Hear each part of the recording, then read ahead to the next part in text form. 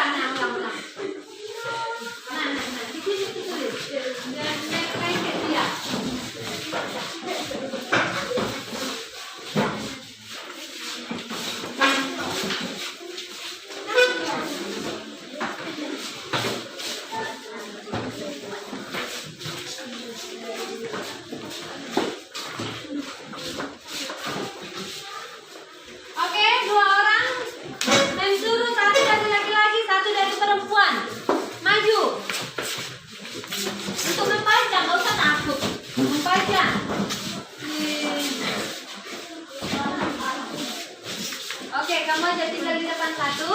Kasih lagi. Oke, kamu. Ini, come on. Oke. Maju.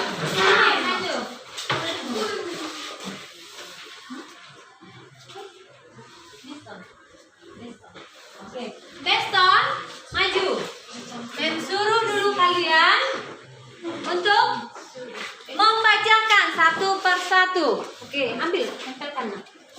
Oke, satu persatu, baca satu-satu. Berpakaian rapi dan bersih. Berpakaian. Udah, itu aja. Tunggu. Berpakaian apa?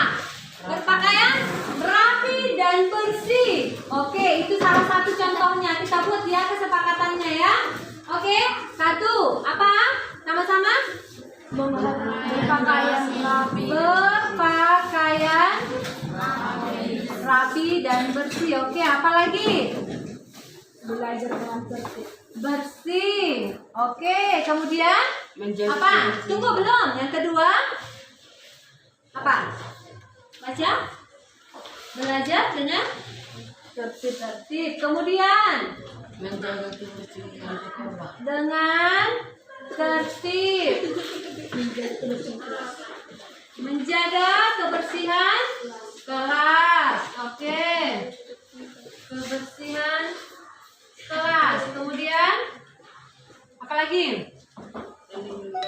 Saling menghormati. Baca dari situ. Saling menghormati. Terus mati. Kemudian membuang sampah pada tempatnya. Ini tidak membuang sampah. Tidak membuang sampah. Nah, itu berarti tidak membuang sampah masuk ke mana itu? Masuk ke membuang sampah pada tempatnya. Di sini belajar dengan tertib. Sudah ada belajar dengan tertib? Oke. Kemudian baca disiplin. Oke, ini. Oh, bacakan. Disiplin. Kemudian disiplin. Kemudian apa lagi? Apa? Datang tepat waktu. Datang tepat waktu. Oke. Nah, di sini ada dibuat tidak terlambat. Kalau tidak terlambat, nah itu masuk ke mana? Datang tepat waktu. Bacakan lagi. Menghargai guru. Oke, bagus sekali. Itu menghargai guru dan teman. Itu bisa masuk ke mana? Saling menghormati dan saling menghargai. Itu aja kita buat ya. Oke, silakan duduk kalian. Nah, di sini sudah ini semua. Itu adalah siapa yang membuat? Saya kenapa kalian? Nah, karena kita mempunyai atau ada kelas impian kita, berarti kalian sudah membuat apa-apa saja kesepakatan kelas. Nah, yang namanya kesepakatan kelas itu harus diapakan? Harus diapakan? Kalau kesepakatan itu harus dilaksanakan. Nah, sama-sama dulu supaya kita ingat. Dan ini memang nanti kita tempelkan di kelas ini. Kita buat entah 4 itu, kita tempelkan. Setiap masuk ke dalam kelas, kamu bisa melihatnya dan mematuhi kesepakatan kelas kita. Oke? Nah, untuk itu kita baca kesepakatan kelas 72. Baca 1, berpakaian rapi seperti itu. Oke? Oke, baca 1, 2, 3 ya. Kesepakatan kelas 72.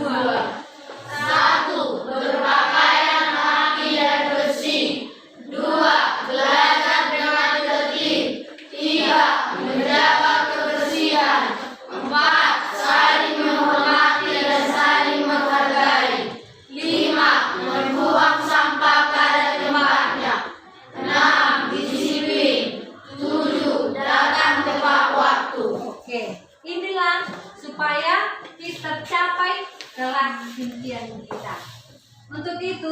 mengharapkan besok dan seterusnya kesepakatan kelas ini harus kita patuhi. Oke? Oke? Oke. Sampai di sini dulu materi kita tentang kesepakatan kelas. Oke, terima kasih ya. Oke, terima kasih. Dalam rangka mensukseskan dan mengimplementasikan kurikulum merdeka di sekolah kita, terutama dalam mendidik, melayani anak-anak kita sesuai dengan kodrat. Nah, dan demikian, terima kasih. Saya serahkan kepada Ibu berdua CGP. Bapak Kepala Sekolah, kami juga mengucapkan terima kasih buat Bapak Ibu Guru sekalian karena telah menyediakan waktunya untuk mengikuti diseminasi atau proses penyebaran budaya positif di sekolah kita ini. Ya, Bapak Ibu Guru yang kami hormati, kami berdua di sini berdiri bukan karena kami merasa lebih hebat dari Bapak Ibu Guru sekalian, tetapi mungkin karena kami berdua ini lebih dulu mengikuti CGP ini dan kami lebih dulu mengikuti apa itu budaya positif. Ya, jadi bukan karena kami lebih hebat dari Bapak Ibu Guru, kita semua hebat sebagai guru yang telah diberikan kesempatan oleh Tuhan untuk menjadi guru. Di sini kami akan membawakan budaya positif yang telah kami terima sebagai calon guru penggerak.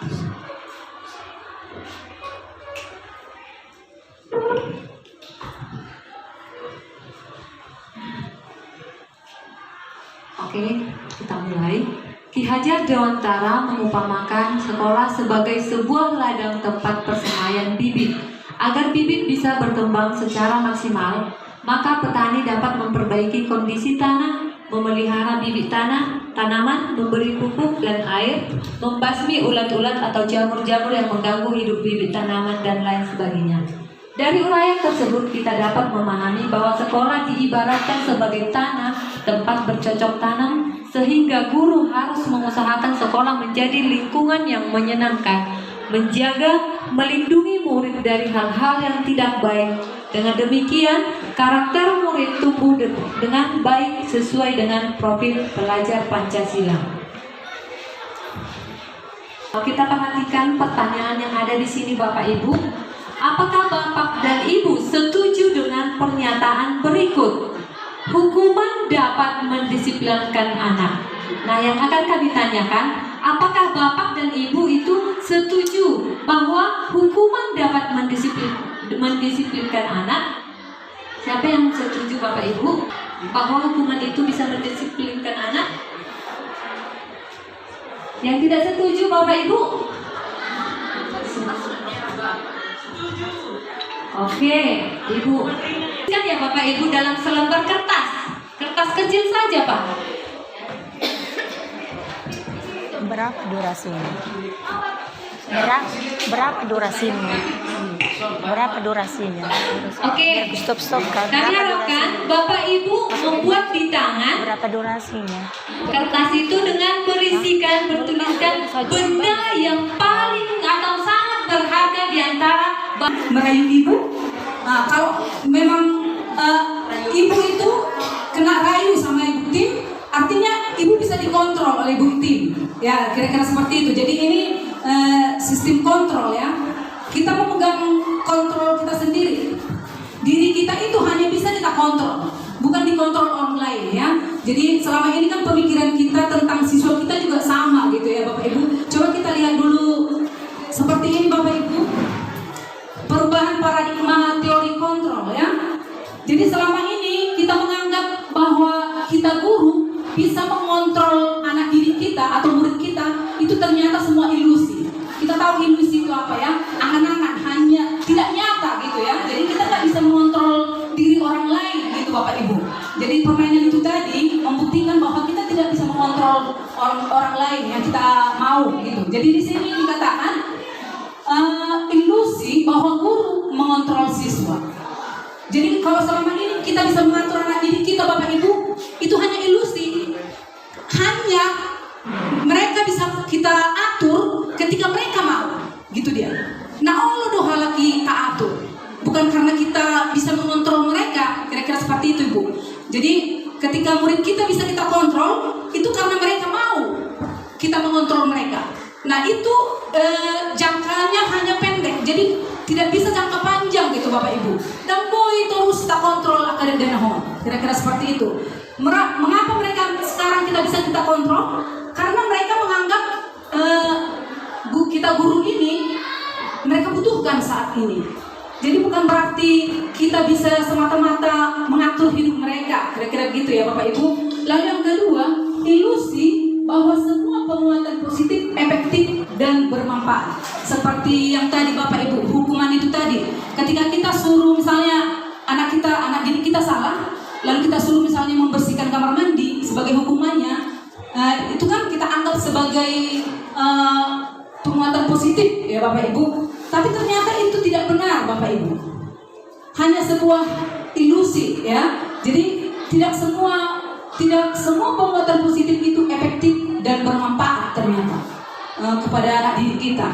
Lalu kemudian ilusi bahwa kritik dan membuat orang merasa bersalah dapat menguatkan karakter seseorang. Jadi misalnya mulut tidak daton, kita sering membuat mereka merasa bersalah ya. Kamu tidak bisa mengerjakan PR, tidak benar-benar belajar. Apa kamu nggak ingat orang tuamu? Apa kamu tidak merasa bersalah ketika kamu datang ke sekolah ini tidak benar-benar belajar? Gitu. Mereka akan merasa bersalah dalam diri mereka, tapi itu ternyata yang kita buat itu tidak benar, Bapak Ibu guru. Membuat murid merasa bersalah itu tidak benar adanya. Nah, lalu yang berikutnya, ilusi bahwa orang dewasa memiliki hak untuk memaksa. Nah, seperti kita sebagai guru sering memaksakan kehendak kita kepada anak-anak didik kita. Itu ternyata hanya ilusi. Tidak bisa kita paksakan kehendak kita kepada anak didik kita. Nah, jadi tadi pengantar sebelum masuk budaya positif ada tentang Ki Hajar Dewantara, bahwa katanya guru itu hanya diibaratkan sebagai seorang petani, Bapak Ibu. Jadi kita selama ini kita menganggap bahwa anak didik itu seperti kertas kosong. Ternyata tidak. Ya. Di kurikulum Merdeka, anak didik itu dianggap sudah memiliki kodrat alam, bakat yang sudah ada di bawah lahir, Bapak Ibu. Jadi kita hanya fungsi kita sebagai guru hanya memperjelas bakat itu, bukan mengubah dan tidak mengubah kodrat mereka. Jadi petani itu kan, misalnya kita menanam jagung, jadi bibit itu dianggap siswa kita ini, murid-murid kita ini, bibitnya. Jadi mereka sudah ada yang bibit jadi polisi, sudah ada yang mau jadi dokter. Memang mereka sudah bawa lahir kian. Nah, kita hanya mengarahkan mereka, menuntun mereka agar menjadi suatu saat menjadi seorang dokter yang baik, seorang polisi yang baik, seorang tentara yang baik. Jadi kita tidak bisa mengubah mereka, misalnya bibit yang kita tanam jagung dan kue, kita tidak bisa merubahnya menjadi padi, gitu ya. Tapi kita bisa hanya menuntunnya menjadi padi yang berlimpah, yang menghasilkan padi yang baik dan bagus. Kira-kira seperti itu ilusi tadi Bapak Ibu. Nanti kalau misalnya ada yang kurang jelas yang bisa kita tanyakan, boleh ditanyakan kembali. Kayaknya di SMP itu sebenarnya kita masuk ke budaya positif. Budaya positif adalah nilai-nilai kesopanan, keyakinan ataupun kebiasaan-kebiasaan di sekolah yang berpihak pada murid agar murid dapat berkembang menjadi pribadi yang kritis, penuh hormat dan bertanggung jawab. Tujuan dari disiplin positif itu adalah untuk menanamkan motivasi kepada semua siswa kita agar mereka menjadi orang yang mereka inginkan dan menghargai diri sendiri dengan nilai-nilai yang mereka percaya. Motivasi ini berasal dari diri siswa ataupun internal, sehingga akan berdampak jangka panjang dan tidak akan terpengaruh dengan adanya hukuman dan hadiah. Keyakinan kelas. Keyakinan merupakan nilai-nilai kebaikan atau prinsip-prinsip yang disepakati secara universal. Orang yang lebih semangat atau tergerak untuk melaksanakan keyakinannya daripada hanya mengikuti aturan. Keyakinan kelas ini, Bapak Ibu, sama halnya dengan tahun-tahun sebelumnya yang dikatakan dengan peraturan kelas. Kita pasti sering membuat peraturan di kelas kita masing-masing ataupun peraturan di sekolah ini. Peraturan kelas itu dirubah menjadi keyakinan kelas. Kenapa kita memilih keyakinan kelas? Kenapa tidak peraturan? Karena peraturan itu berasal dari kita. Bukan berarti kalau misalkan kita membuat hukuman ada sanksinya nanti. Tetapi keyakinan kelas ini itu atau sama dengan kesepakatan kelas. Bapak Ibu, kami harapkan untuk kedepannya kita sama-sama untuk membuat kesepakatan kelas. Kesepakatan kelas itu adalah berasal dari siswa kita masing-masing, bukan dari guru. Seperti misalkan supaya membuat kelas kita nyaman, bagaimana caranya? Atau seperti apa yang dilakukan oleh siswa kita itu? Kalau keyakinan kelas seperti peraturan tidak boleh membuang sampah sembarangan. Itu pada peraturan kelas. Tetapi untuk keyakinan kelas itu kita menggunakan hal-hal yang positif dengan tidak menggunakan kata tidak atau jangan. Misalkan tadi tidak membuang sampah pada tempatnya, tidak membuang sampah sembarangan, berarti kita bisa mengubahnya membuang sampah kepada tempatnya. Seperti itu Bapak Ibu. Dalam penerapan keyakinan kelas, jika terjadi pelanggaran, tentu akan ada sanksi atau hukuman ataupun restitusi. Hukuman merupakan identitas gagal dan disiplin merupakan identitas yang berhasil. Nah, seperti kalau kita menghukum berarti itu sepertinya itu gagal. Itu akan membuat dendam kepada siswa. Nah, misalkan kita memukulnya atau menamparnya, berarti itu akan melekat pada Guru, mungkin dari yang kami sajikan tadi ada yang mau ditanyakan atau kita diskusikan, bukan kami bisa menjawabnya sebaik-baik mungkin ya Bapak Ibu, tapi kami akan mencoba menjawab dan kita diskusikan bersama. Terima kasih.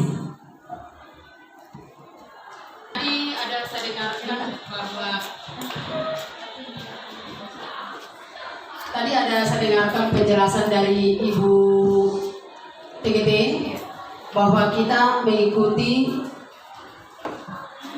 bagaimana sebenarnya keinginan siswa itu. Misalnya siswa belajar tidak selalu kita atur, tidak selalu kita buat menjadi keinginan kita. Misalnya dalam situasi belajar, siswa itu kalau ingin bisa di luar seperti itu kira-kira tadi. Dan kalau dia ingin menyanyi, kita biarkan menyanyi. Kalau dia misalnya ingin agak bermain sedikit di kelas, kita biarkan. Maka kalau pada saat ini situasi kita ada di kelas, kalau ada yang ngomong, kita merasa terganggu dalam menjelaskan pelajaran. Kira-kira bagaimana cara sebenarnya? Terima kasih. Akan mencoba menjawab. Itu dia tadi pembelajaran berdiferensiasi, guys. Atau yang dibilang Bapak Ibu tadi, Bapak Kepala Sekolah tadi, diagnostik ya. Jadi sebenarnya di awal tahun pembelajaran kita harus tahu latar belakang kemampuan siswa kita masing-masing. Misalnya sebenarnya sulit ya Bapak Ibu, bukan berarti kita bisa budaya positif ini pun sebenarnya tidak bisa kita lihat hasilnya sekarang. Hasilnya ini bisa kita lihat 10 tahun yang akan datang sebenarnya. Tapi kalau sudah kita biasakan mulai dari hari ini, kita berharap anak didik kita ini bisa semakin lebih baik lagi gitu ya Pak Ibu LS. Jadi itu dia tadi fungsinya diagnostik tadi Ibu. Jadi asesmen diagnostik biar kita tahu kemampuan siswa kita ini di awal. Dan solusinya pembelajaran berdiferensiasi. Kami juga belum paham betul pembelajaran berdiferensiasi Bu LS karena kami akan baru masuk ke modul berikutnya itu. Jadi itu fungsinya pembelajaran berdiferensiasi. Kita bisa mengelompokkan anak didik kita itu nanti ke beberapa kelompok sesuai dengan kemampuan dan bakat mereka masing-masing, Ibu. Jadi kita akan mengambil cara atau pembelajaran apa, metode pembelajaran apa yang pas untuk setiap kelompok. Mungkin akan sangat sulit ya Bapak Ibu, tapi pelan-pelan memang kita harus bisa gitu Ibu LS. Kami berdua juga tentu bisa untuk saat ini. Mudah-mudahan nanti kalau kita semakin banyak yang mengikuti CGP, semakin banyak penyebaran hal-hal positif ini, kita akan mampu. Begitu Bu Les. Terima kasih. Biarkan, bukan berarti kita membiarkan mereka itu di kelas bernyanyi-nyanyi, tidak dibiarkan Bu. Tetapi kalau misalkan keinginan mereka mau bernyanyi, kita kasih kesempatan. Bukan berarti kalau mereka ribut kita biarkan, bukan seperti itu Bu. Nah, kasih kesempatan atau kita tanyakan kenapa itu dilakukannya seperti itu Bu. Terima kasih. Terima kasih untuk waktunya. Saya mau meluruskan sedikit mengenai asesmen diagnostik. Kalau yang saya pelajari, asesmen diagnostik itu bukan berupa penilaian tentang kemampuan secara akademik, tapi lebih bertanya contohnya gini, kenapa kamu tidak belajar? Kenapa kamu tidak mengerjakan PR? Artinya, kalau asesmen diagnostik itu pertanyaan yang tidak ada poin tertentu atau tidak dinilai dengan angka. Itu pertanyaan-pertanyaan diagnostik. Jadi bukan kemampuan secara akademik, tapi pertanyaan menyangkut ibaratnya kayak hati nurani. Karena pasti beda-beda jawabannya, atau alasannya, atau karena ada pertanyaan seperti itu. Kemudian kalau yang saya pelajari, nanti saya bertanya sedikit aja. Kalau mengenai pembelajaran diferensiasi, kemarin Bapak Kepala Sekolah sudah menjelaskan sedikit. Diferensiasi artinya perbedaan. Jadi kalau di kelas kita lihat menentukan bakat siswa itu apa? Pembelajaran diferensiasi ada 3. Yang pertama secara audio, yang kedua visual, yang ketiga kinestetik. Artinya apa? Jadi seorang guru harus mampu mengajari siswa secara berbeda. Makanya harus dikelompokkan siswa itu. Pengajarannya pun berbeda. Saya juga baru belajar kemarin dan saya dapat video itu. Oh ternyata seperti ini. Artinya gini, kalau kita gunakan waktu 40 menit, 2 kali 40 menit, pelajaran diferensiasi itu sangat sulit. Karena kemampuan guru juga harus dituntut mengajari siswa, misal satu kelompok 8 orang. 8 orang ini suka dengan cara mendengar. Maka kita harus mengajari mereka dengan mendengar yang ini beda, yang itu beda. Sulit memang, tapi itulah tuntutan dari kurikulum. Itu sedikit meluruskan. Pertanyaan saya gini Bu, sudah berapa bulan orang Ibu CGP mengikuti pelatihan dari mungkin orang-orang yang sudah terlatih untuk ini? Apakah mampu melaksanakan secara teori ketika sudah di kelas? Contoh pemberian hukuman. Karena siswa kita itu berasal dari latar belakang keluarga yang berbeda. Saya pernah ketika PPG di Bandung, guru itu mengatakan gini, di pembelajaran di Pulau Sumatera dengan di Jawa itu beda. Kenapa? Kalau di Sumatera tidak menggunakan suara keras, siswa itu akan merasa kayak hanya sekedar biasa aja. Tapi kalau di Jawa dengan latar belakang suara yang sudah lembut, itu mungkin bisa diterima. Jadi agak secara memang agak berlawanan sedikit sama saya, karena saya sudah berapa kali menggunakan tidak dengan hukuman, siswa itu tidak ada perubahan. Contoh seperti dibilang Ibu TGT memang tadi, kalau kita lakukan kurikulum Merdeka ini bukan dalam waktu yang sekarang, tapi efeknya di berapa tahun kemudian. Tapi kalau kita perhatikan, mungkinkah dari 100 sekian siswa yang kita tangani, Bu Idota Bain sesuai dengan budaya positif, dengan posisi kontrol yang sudah Ibu CGP jelaskan tadi, begitulah saya agak, kalau bisa berbagilah ilmu bagaimana caranya supaya tidak marah, supaya tidak menghukum, supaya selalu tersenyum, walaupun dalam hati mungkin agak susah. Soalnya Pak pertanyaan, terima kasih. Mungkin Ibu pertanyaannya bagaimana mempraktikkan teori di lapangan. Ya, Ibu JP, kita sama-sama belajar ya. Jadi kami juga di LMS itu teori, bukan praktek. Ya, jadi prakteknya ya di sekolah. Bisakah? Itu tadi saya bilang Ibu, pelan-pelan. Dan bukan berarti kita selama ini kita biasa kalau misalnya menghukum jadi otomatis karena kami mengikuti CGP jadi tidak bisa menghukum. Tidak juga. Ya, jadi kita sama-sama belajar di sini. Kami juga belajar. Kami mendiseminasi Bapak Ibu, memberikan apa yang kami peroleh dari CGP, biar kita juga sama-sama belajar. Karena kita tidak bisa mengubah sesuatu hanya dengan 1, 2, 3 orang. Sekolah kita ini tidak akan bisa berubah hanya karena kepala sekolah yang baik. Sekolah ini tidak bisa berubah hanya karena kami berdua menjadi guru yang baik. Tidak. Harus semua sama-sama bekerja kolaborasi. Makanya kami mendiseminasinya sekarang budaya positif ini. Jadi apakah sudah bisa kami praktekkan di kelas? Ya untuk saat ini mungkin saya sendiri sudah ada perubahan. Kalau misalnya yang selama ini kalau misalnya sedikit siswa itu salah langsung digetok ya kepalanya, sekarang mungkin sudah bisa berkurang. Tapi sudah bisa kan otomatis stop? Ya saya jujur tidak bisa. Ya saya masih bisa marah, bersuara keras gitu Bu. Tapi pelan-pelan mungkin setelah mungkin kita menjalani, karena baru menjalani 2 bulan ini CGP ini, mungkin kami bisa berubah semakin lebih lagi. Kira-kira seperti itu. Bisa ditambahin RTS. Terima kasih. Sama seperti yang dikatakan Ibu TGP, tidak sekarang Ibu, tapi mari kita berkolaborasi, bekerja sama supaya kita bisa menerapkan budaya positif ini di sekolah kita ini, supaya sekolah kita berkembang sesuai dengan yang kita harapkan dan yang sudah kita pelajari. Begitu Bu. Kira-kira ada lagi Bu yang kurang? Terima kasih.